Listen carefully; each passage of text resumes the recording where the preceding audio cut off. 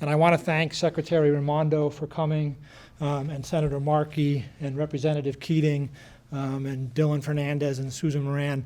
We very much appreciate the emphasis on your support for science in the Woods Hole community, and from a NOAA perspective for your support for NOAA's mission. It's important to all of us, and I cannot even explain how many people will hear about this visit and understand what your visit means to all of us who conduct science and who work in Woods Hole Village.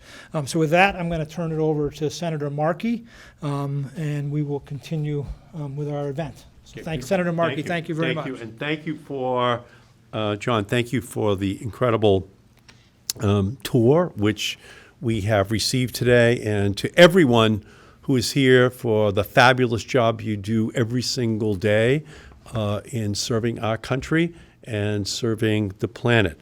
So we thank you so much, and it's an honor to welcome Secretary of Commerce Gina Raimondo to Woods Hole for a community on the front lines of climate change.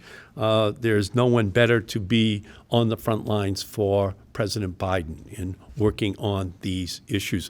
We are the Bay State, but the governor comes from the Ocean State. And so we are partners and have always been in working on all of these issues. She is a leader on the biggest stage, and we know that the Northeast will always be proud of her and glad to welcome her back home.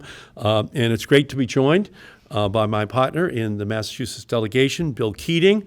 We thank you for all of your great work. And as John said, Senator Sue Moran and Dylan Fernandez, our great state representative from this area, we thank you so much for all the work that you do on an ongoing basis.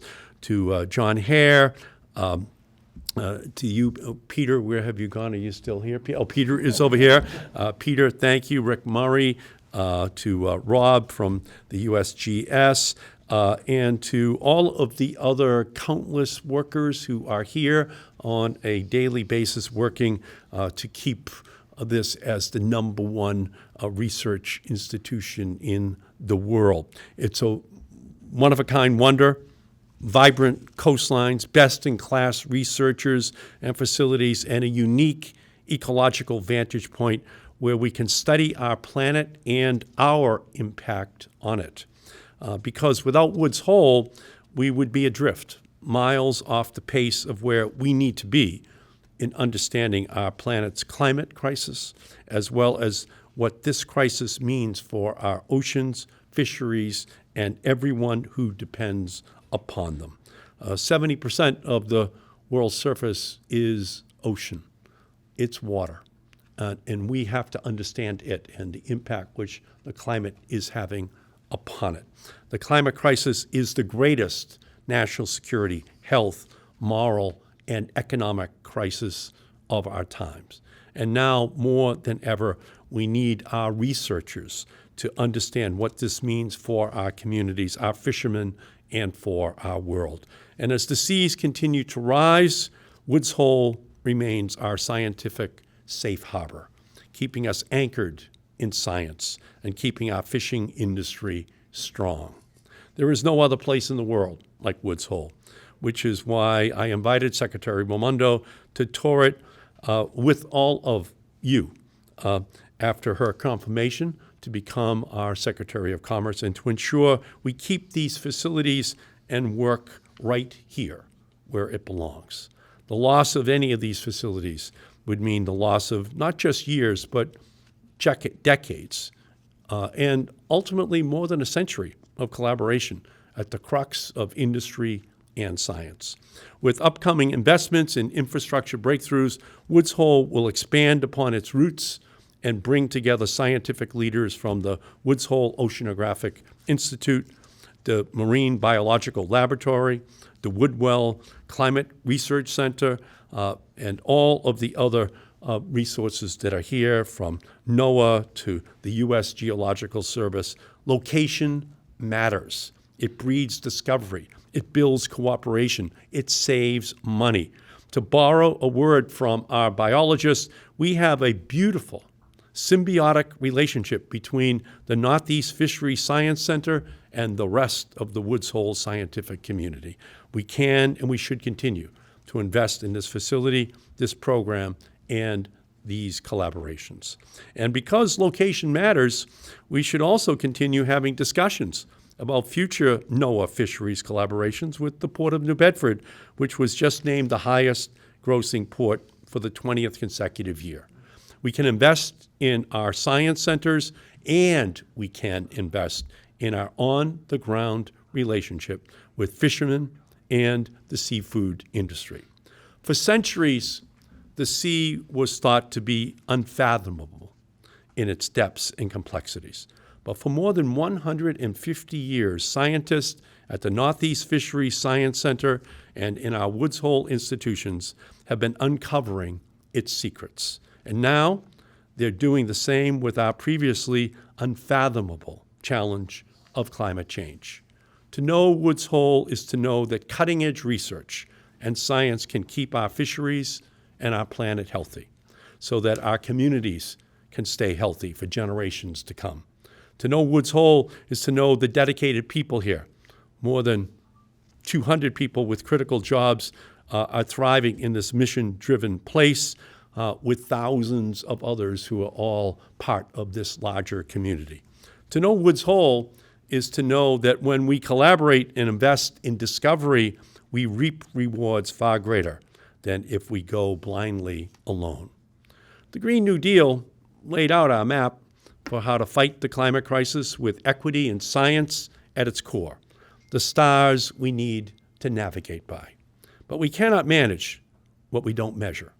We cannot undertake what we do not understand. With the facilities here in Woods Hole, with their guidance and with the great leadership of Secretary Raimondo, we can manage this crisis and undertake a transformation to a secure, safe, and healthy future for all of us, both on land and at sea. And now I would like to introduce our great Secretary of Commerce, Gina Raimondo. Please give her a warm Woods Hole welcome.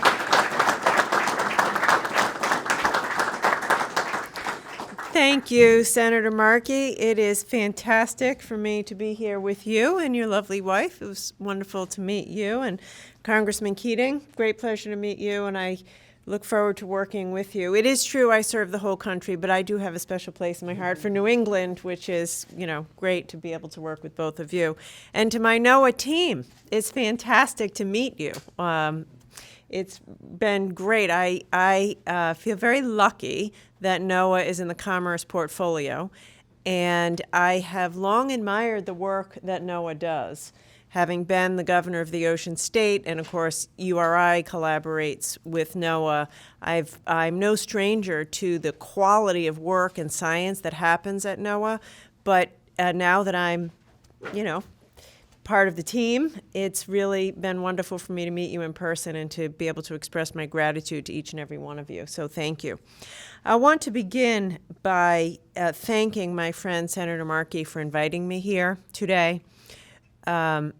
And I also want you to know how lucky you are that he is your senator, because from the second I spoke to him, right after the president had nominated me, but before I was confirmed, and then again all through the confirmation process, he constantly reiterated to me just how important Woods Hole is. And that's fantastic, because you need somebody in Washington who really cares about the community. And that's what you have in Senator Markey. So we all know about how, his leadership in climate change. And we all know that you're a leader in that area and a leader in the Green New Deal, but he hasn't forgotten where he's from. And I just thought it was important that everybody know how much of an advocate he is for Woods Hole, for Falmouth, and for this whole community. So, and at that, first thing he said was, "Do you promise you'll come and visit?" Do you remember that? Yes. But will you I said, "Yes, I will," and so here I am. But anyway, I also would like to say President Biden is deeply committed to the work that is happening here. He is deeply committed to rising to meet the challenges of climate change deeply committed to science, deeply committed to putting science back in the center of our fight against climate change, and deeply committed to supporting NOAA and the science that happens at NOAA. In fact, his budget that he just put out has substantial increases in funding for NOAA, and I'm sure that the two gentlemen to my left will make sure that that budget gets through the Congress and NOAA gets the money that it deserves. But in all seriousness, it's good for me to have a boss, and I think good for the nation to have a president who prioritizes science, respects science, values the ocean, and is ready to be bold as it relates to climate change. And that includes all things ocean. It includes understanding the power of the ocean to capture carbon. It includes understanding how we move forward with offshore wind and do it in a way that respects the ocean and the fish and undersea life. And so I did feel it was important to mention that. Being here today was amazing. You know, it's one thing to know about Woods Hole, it's another thing to see it. To see the science and the research and the collaboration and the innovation that puts 1,000 people to work every day. That is a one-of-its-kind operation in all of America. That is the cutting edge of undersea research. And to see the collaboration between the Navy, Woods Hole, NOAA, academics come together here in a very special way. So I want to thank you all. You all did an outstanding job, I thought. I mean, we learned so much today, and I feel better for it. We also heard how important it is to have a working port and a working dock, and to see that in action. And I want you to know that we will continue to support that. Because that's necessary. And we noticed some of the facilities are a little tired, so we're going to do our best to, see if we can get you the resources necessary to improve those as well. Today I'm announcing that the Commerce Department's EDA, Economic Development Administration, awarded a $470,000 grant to the Woods Hole Oceanographic Institution to develop a waterfront research infrastructure resiliency plan. We heard about that on our first stop today, and I'm thrilled to be able to say that the EDA and Commerce is investing $500,000 into that to keep the world-renowned research, exploration, and education institution operational in the event of future storms. And I will say that I hope this is the first of more to come. EDA's mission is to support locally focused, locally driven strategies that are designed to develop communities and create jobs and prepare for and recover from natural disasters. And so this is just one example of that happening. Obviously, we all know of the damage done in the dock due to the storms, and so this is a way for us to contribute to the resurgence. So I would say this is my first time to Woods Hole. It will not be my last if you have me back. And for the folks here at NOAA, I want you to know I'm excited to work with you. You have my full support for what you're doing. By the way, I want to give you a special recognition for the diversity and inclusion work that you're doing and that you talked about today. It's necessary, it's needed, and we have to continue doing that. And I'll just say, I'll end where I began, which is I feel, Senator Markey, I told you this from the beginning, but I've long admired you, your public service, and also your commitment to climate, and it's just an honor for me to be able to work closely with you. So thank you. Well, thank you.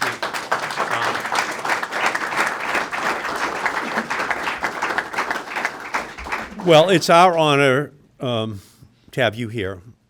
She's brilliant. She understands the environment. She understands the economy. She's run a state, and she's one of us. So we can't really ask for more than that. And it's just a bonus. Yeah. It's just a bonus. It's just a bonus that she's also a Rhodes Scholar, So that helps to give us the great confidence that she understands all of these issues. And again, Elizabeth Warren and I, We partner with her on a daily basis over in the Senate. Bruno Freitas is here representing her today. We thank you for being here. Nico Mendoza, the state director, and Hannah Benson, all here representing our great Senator Warren in this effort to make sure that the partnership that we have to have with this Biden administration just is tied stronger and stronger together on an ongoing basis. And towards that end, my great partner in the House of Representatives, Bill Keating, he and I have been friends for many, many years, but he just does a fabulous job as the Congressman representing Woods Hole every single day in the United States Congress. So welcome, my great friend, Billy Keating.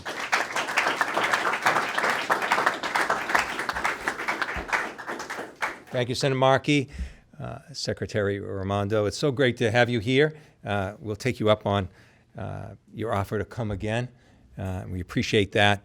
It's great to be here with you, with Senator Warren, our partners, high-level staff that's here. Thank you, and thank the Senator for everything she has done, partnering with us. My colleagues right here, Senator Sue Moran, Representative Dylan Fernandez. It's great. It's, particularly, at the state level and with so many of us, we've lived our life through Zoom and WebEx and Team and things I didn't know existed. We've been on video more than the fish population that's on video all the time here. And it's so great to be here, as everyone mentioned. We're here in a public gathering, many of us without masks. And this is possible in large measure because of science and research, or we wouldn't be here the way we are now without science and research. And that's what we're talking about here, science and research. It's a hallmark for these institutions, but it's also for our country. If you look at other countries, you'll think of Germany and technology. You look at the U.S., it's research. And this is the preeminent area in that regard. I know from the subcommittee I chair on global environmental issues that these institutions here aren't just a national treasure, they're an international treasure, and they're known worldwide for the research they've done. When there's a crisis in the world and they need a response, they call on these people right here that we saw on the tour to be there to that crisis, whether it's recovery of aircraft, investigations, whether it's deep horizon oil spills. The first calls come right here, and it's terrific. But even as we celebrate the fact that we're maskless and science and research are there, and we also know that we have much to do going forward from that. But the experts have told us, as bad as this pandemic was, the experts have told us time and time again, in spite of the devastation, the lives lost, the economy battered, not just in this country, worldwide, we faced a greater threat than this, all the while dealing with this. Climate change, the experts reinforce time and time again, is much more of an existential danger than what we were facing up close with the pandemic. And it's a wake-up call to all of us. We used to be briefed, Senator knows this, on the greatest threats existentially, and they would be nuclear warfare, they would be climate change, and pandemics. And I always thought in that trio that, well, we wouldn't have to worry about pandemics that much. We'd be prepared for it. So it shows you, for those that didn't understand this before, the existential nature of dealing with climate change. And these institutions aren't immune to it. So the grant that we're here announcing today for the repair is a result of the effects of climate change right here in this institution. Particularly the 2018 storms that came up, and they're becoming more frequent, becoming more violent. And I know the region well because I live just a few miles from here, and they come up almost without warning sometimes. So that money is well appreciated and necessary just to start us in the process of fortifying the Iceland dock in particular. If we don't have that moving and repaired, we're not going to be able to continue our work in that regard. And I must say the work that's done here is essential in the same way that we fought the pandemic with frontline people there at the call. And people here are dealing with the climate change issue the same way. And they're dealing with it in so many different ways, as we learned in our tour today, going around the different approaches that are there and the different threats that it imposes. There's no coincidence that the Secretary of Commerce is here today, because just within 20 years from now, by 2040, it's forecast that the sea level here is going to compromise the whole facility and the whole region if we don't act on it. So today is, a really examination of what we've done here and where we are, but there has to be so much more, because there's so much more at stake. With our environment right now, climate change is an existential threat. We need this research here to continue and to grow, to deal with it. We also know there's security issues. I know from the Armed Services Committee that I'm a member of, the connection here with the Navy in particular and armed services, it's critical for our security needs. We are falling so far behind in the Arctic and behind Russia, behind China in that regard, and we have to be expanding our services here and our research here to go forward to help keep our country secure in that respect. Environmentally, with the offshore wind, not the first, but the first major offshore wind development in the country, forecast between New Bedford and Martha's Vineyard. We're going to need that research to continue, to grow. And in terms of the economy, what's being done here is essential. We have growth industries like aquaculture, we have offshore wind. We're at the hub of dealing with the economic issues that are so vitally addressed through climate change and research. So we have to go forward with that to be effective. We have to understand that we have to keep the ships like the Armstrong that's out there or the Atlantis in there doing that research.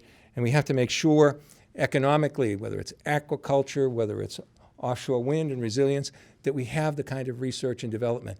And fortunately, we have the hub in this portion of the Massachusetts and Rhode Island, all in place to do it.